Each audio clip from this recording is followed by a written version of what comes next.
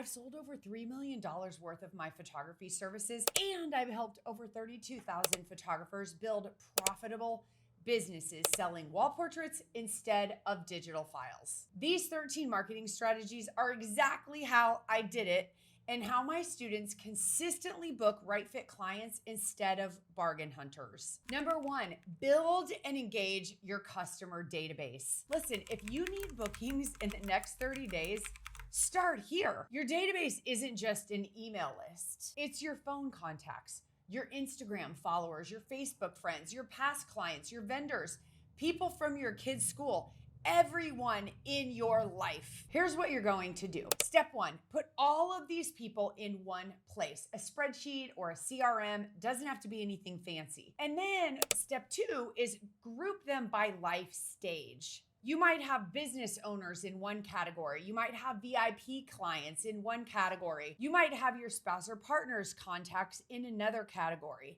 I have, I think, 15 to 20 different categories that I segment my database into so that I can talk to people differently. And then step 3, think Kevin Bacon. Remember the 6 degrees of separation concept? They figured out that everyone knows someone who knows your next client. Within 6 contacts, usually it's within 1 contact. So who do your contacts know who have a photography need that likely they aren't even thinking of? And then step 4, when you see something big happening, use what I call problem, solution. Because with every solution, there is a new problem or opportunity. Someone just got a new puppy. Text them, oh my gosh, congratulations. Hey, I have an idea for you. Can you hop on the phone really quickly? Then you share how fun it would be to create artwork of their new puppy to decorate their home with. Bam. This is the best way to get a client right now because most people are busy living life, not thinking about every photographic artwork opportunity to decorate their home. Number 2, create your dog whistle. This is a game changer.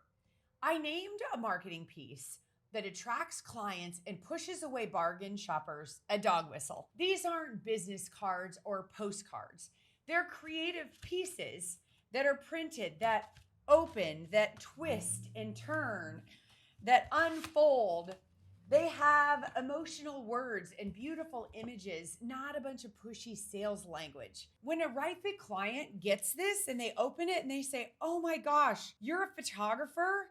These images are fantastic. Can I hire you? So what I'm telling you here, instead of spending your marketing budget on generic postcards, you create fewer, more beautiful printed pieces that position you as a premium. Here's another example. Your holiday card should be the coolest thing on your client's mantle. Something that stands up, has moving parts, tells a story. What you can do right now is make sure that every piece you produce shows premium quality. Better packaging, quality paper has to be the standard for everything your clients touch. I get it. Making these advanced dog whistles, it needs special printing and more expensive die cuts, right? So keep that in mind when you're creating your budget. This is why in our peak performance coaching program, we actually create these designs and pay for the die. And then we print a stack of them for our students so that they can experience what it feels like to have one of these because their competitors don't. Number 3, write notes of joy. That's what we call them because truly there's nothing like getting a handwritten note. I write notes every Friday to everyone I run into in my city. Now, this isn't a salesy note with an offer in it. It's just a touch point to stay top of mind. If you do this consistently every week for the rest of your life, you will be amazed how your business just happens to keep growing. In addition, consider making personalized 50 to 30 second videos on your phone and texting them. So you find good light, you hold up your phone and you record a personal message. Something like, hey Melissa, it was great running into you at the chamber meeting. I'm so stoked that your husband opened a new restaurant in town and that you got Realtor of the Year. Our community needs more people like you. Keep up the good work. And then you turn it off and you text it. No sales pitch, just pure service and kindness. People are going to watch that video with your face too because they recognize you, and it's way more personal than a plain text. Go do one of these after you watch this video and watch the response of love that comes back to you. Number 4, find co-marketing partners. This is another great marketing strategy, and that is to partner with other businesses who serve your same customer. Think about where your target audience is hanging out. Are they going to dance studios, orthodontists, boutiques, fitness studios? Pick one active local business with a passionate leader who makes decisions quickly and partner with them. My student Anna Marie down in Jacksonville, Florida, partnered with a boutique for their grand opening. She installed a gallery wall and provided gift certificates for 300 plus shoppers. The result? The boutique did $15,000 in sales. Anna Marie got 32 leads, 2 bookings, and a paid magazine contract. Here's how you can get started too. You start by building a relationship with what we call Dream 100 partners. This is going to be a list of maybe 3 to 5 locally owned businesses that you really want to partner with. And you build a relationship with them before you ask for anything, because you really shouldn't be pitching anything to someone who doesn't know, like, and trust you. The goal is to create a partnership where you give value to them and then you get access to their customers who already trust them. Their referral carries so much weight. When the dance studio owner says, "Oh my gosh, you should work with Sarah," it's way better than you saying, "Oh my gosh, you should work with me." This isn't about offering cheap mini sessions and discounting to their audience. It's about partnering with them so that everybody benefits. Number 5, donate to silent auctions. You might be asking, what are silent auctions? These are charity fundraisers where local businesses donate goods and services. The fans and supporters of that person having the event comes and people bid on these items. When they pay for their high bid, the charity gets the money, but you get a new client. This is completely different than a raffle where a random person is drawn out of a hat. These are people that are competing to bid on your artwork.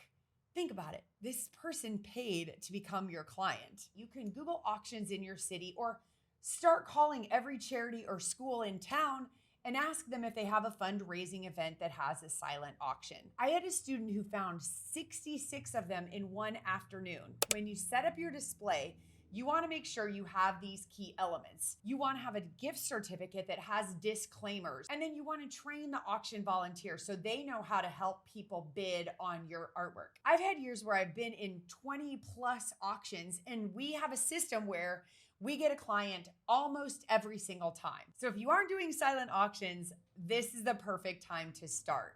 It's a huge way to build your pipeline and add the right clients who come in and pay for bigger, more expensive things. Let the bottom feeder, cheap, price-sensitive clients go to someone else. I really think that auctions are one of the highest ROI marketing ideas that my students use in their businesses. In fact, in the first 100 days of my coaching program, we make sure that every student has their display together, that they have a template for their gift certificate so they don't have to relearn all the mistakes that I learned when I was creating it. Here are some recent student wins. Check out Sheila Moore, whose biggest sale in her business was using the silent auction strategy that we gave her. And Sarah Lang Schroeder, an Indianapolis pet photographer, she made $4,153 with her first silent auction order. Number 6, use friends and family to fuel your local displays. Listen, when I first started, I was so focused on my business that I forgot about the people right in front of me. One day I ran into a distant relative on my husband's side, and she said, "How's your job at the advertising agency?" And I'm thinking, how does she not know that I have a photography business right now? Well, clearly, I didn't let her know. I want to make sure that you are engaging everyone in your friends and family circle, even if they're not going to be your ideal client. I know a lot of people struggle with this. Like, do I give my family and friends a discount? Well, here's the real strategy. Your friends and family need beautiful photography, right? So instead of just giving it free or charging them full price, I have a way you can do this so that it's a win for both of you. Use your friends and family to pay for fresh displays around your city at local businesses like coffee shops, doctor's offices, salons, anywhere your target audience is spending their time. Hey, family member, I know that you haven't had your portraits made lately, and I need a display at XYZ coffee shop downtown. I'll create gorgeous portraits of your family, and if you cover my costs for printing and framing, what I'll do is I'll display it at that business for 9 months or however long you agree upon, and then you can have it. So what's in it for them? They get beautiful professional family portraits at printing costs, way cheaper than what you would charge because they're your family and you don't need to make a profit off them likely. And what's in it for you? You get fresh displays all over town without having to pay for them yourself. And the business gets fresh, beautiful wall art for their walls. Your friends and family can also help get the word out about your work. This is especially important if you don't have a studio because these displays give you credibility and brand presence in your community. When people see your work hanging in their favorite local spots, you're no longer just some photographer. You're the photographer everyone sees in town. By the way, if this content is helping, you will love my free weekly newsletter. It's 5 minutes, zero fluff, one actionable idea to grow your portrait business, and I'm gonna stick the link in the description for you. Number 7, here's something that might surprise you. You already know way more than you think you do. Listen, when you go out and you share what you know, people start seeing you as an expert. So what I'm talking about is going out and speaking. And it doesn't have to be to huge audiences. Look at the chamber or school groups, mom groups, basically anywhere that your target audience hangs out, go there and teach them something useful. You can teach tips on how to decorate your home with portraits, how to build your teen's self-esteem with photography.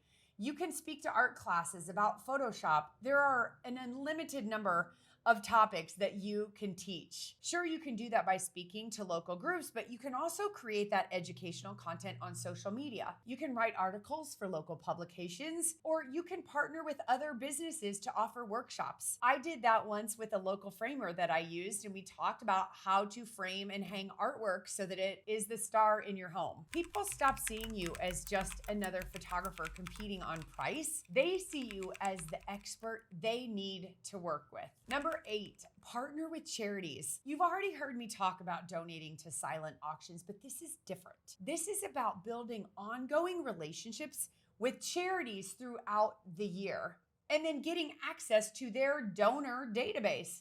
Right? People who give money to charity probably have disposable income to buy portraits, right? So it's great to go out and find a charity that you feel passionate about. Whether it's the Shriners or disabled children, or there are a million charities. When I work with my students, I'm so moved by the amazing amount of philanthropic work that all of us, I think as creatives, feel so called to do. I personally have a lot of charities I feel close to. We've done work for Ronald McDonald House, Animal Protective League. We've raised money for cancer centers locally, as well as so many other smaller charities. But instead of just donating to their auction once a year, I'm talking about becoming their go-to photographer. When you build a relationship like this, you can get introduced to their donor base as the official photographer, and you can work together to raise money for them and get highly qualified new clients. Number 9, get featured. Oh my gosh, you want to open a magazine or look in the newspaper and see an article about you. Because when news reporters say you're an expert, people believe it. Experts have more status, thus can charge more. And the best part, it's free. Here's what makes you newsworthy. Charity work, especially if you're raising money for the charity, offering unique services like my students do when they all get together and do a promotion we call Pooch Playoffs, and they're having a national bracket and they're all raising money for their pet charity. Community involvement, photographing local heroes, veterans, etc., and milestones in your business, like being in business for so many years or opening a new studio. Those things are newsworthy. And it's not just writing a press release. Instead, think about what's genuinely interesting about what you're doing and reach out directly to local editors with a simple personal email or a phone call and pitch your idea. When you get featured, that third-party credibility is worth more than any ad you could buy. People believe it when the newspaper calls you an expert. Number 10, create a referral program. Let me ask you something. What's better than getting one client from your marketing activities? Well, getting 3 clients from that same marketing effort? Here's what I mean. You invest some money on marketing and it brings you a new client. Great. Now you have 2 choices. You can spend more money to get another new client, or you can get that client that you already paid to acquire or built the relationship to acquire to bring you more clients. Smart photographers choose option 2. Look, your best clients already love you. They're already talking about you to their friends, or they should be, but are you making it easy for them to refer you? Are you giving them a reason? Most photographers either don't have a referral program at all, or they make it way too complicated. Here's what actually works. Make it simple and make it generous. When a client refers someone who books a session, both families get something valuable. Here's the key, don't just give them a discount. Maybe give them something small and printed, like an ornament they can hang on their Christmas tree, or a gift certificate for something in the future. I love teaching this to my students because it maximizes your marketing dollars. Instead of spending money and having it work once, it keeps working for you. Your marketing investment keeps returning clients instead of just getting you one client and stopping. Make existing clients excited about sharing your name because they get rewarded. If you don't have a referral program, go create one today. Number 11, host an event or a promotion. When you partner with local businesses, it creates a buzz. I like to call it hammer marketing. There's some marketing activities that are like a drip, but then we come in with a big event, a big activity, and we call it a hammer. We've got to have them both. We've got to have a drip and we've got to have a hammer. But this is the hammer. So think about it, especially if you don't have a retail studio like I have and you're working from home, this is perfect. What you're gonna do is you're gonna partner with other business owners so people can see you as being a viable business because you're partnering with a brick and mortar business. So say, for example, you want to partner with pets. You partner with the vet clinic, the puppy daycares, anyone who reaches this market, and you get together and you have some type of event. Here's where my students are seeing huge returns lately. I'm talking about events that have a story behind them that means something. Our biggest recent success was called Simply Me. It's a black and white personality portrait event. So what's cool about what we have going on over at the Photography Business Institute is that we have a whole bunch of coaches that are running businesses that are generating more than 6 figures a year. And we got together and created this event, the name, the marketing campaign, the pricing structure, the press releases, everything for our students. And then we launched it to them, and in 1 month, the single promotion generated over $308,000 for our students. The key to this working was that we gave people a reason to book now, something that was specific about celebrating a moment in their lives and not just saving money. Idea number 12, use value-added incentives. I know a lot of you have done this in the past. You look up, you don't have any clients, and you panic. So you have a discount to try to attract clients. And then if it works, you get crabby, price-sensitive buyers, right? That's what discounts do. They attract the wrong buyers. They teach your good clients to wait for a sale. And because now you've lowered the value of what you charge, you've forever devalued what you're doing. Instead, I want you to think about this. Think about Clinique. Remember Clinique makeup? They sell still at the mall.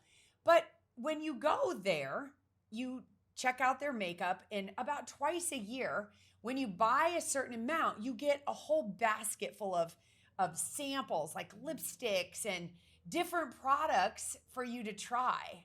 So it's not a discount, it's value added.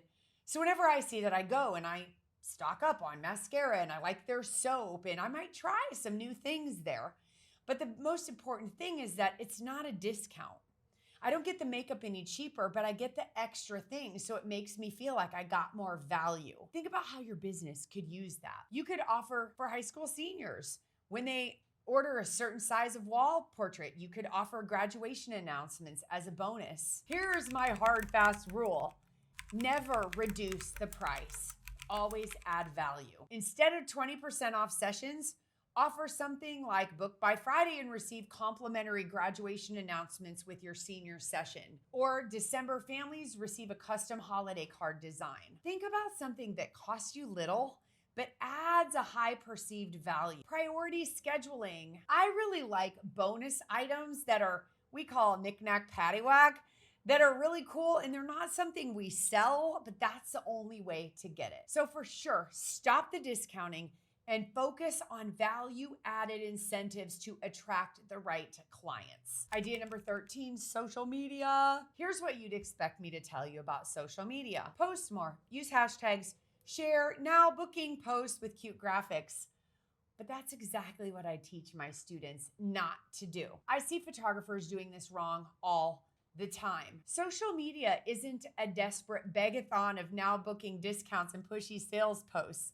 If it were that easy, you could just post now booking and get flooded with clients, and then everyone would be doing it, which many are, and everyone would have a thriving business, but they don't. Here's the thing. The more salesy you are on social, the less engagement you're going to have. Instead of posting asking for business, use it for listening. What's going on in your clients' lives?